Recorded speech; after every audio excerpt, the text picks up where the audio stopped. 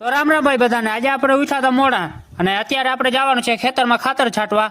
તો જઈએ આવે સીધા આપણે બધું ડોલ ને રબલા લઈને નીકળી ગયા સીધા ખેતર માટે। પછી આપણે વાટ જોઈને બેઠા હતા બાઇકની, તો કાંઈ મળ્યું નહીં। પછી મળી ગઈ બાઇક, તો આપણે આવી ગયા સીધા ખેતરે। ઘણા દિવસો બાદ આપણે આવ્યા હતા ખેતરે આજે।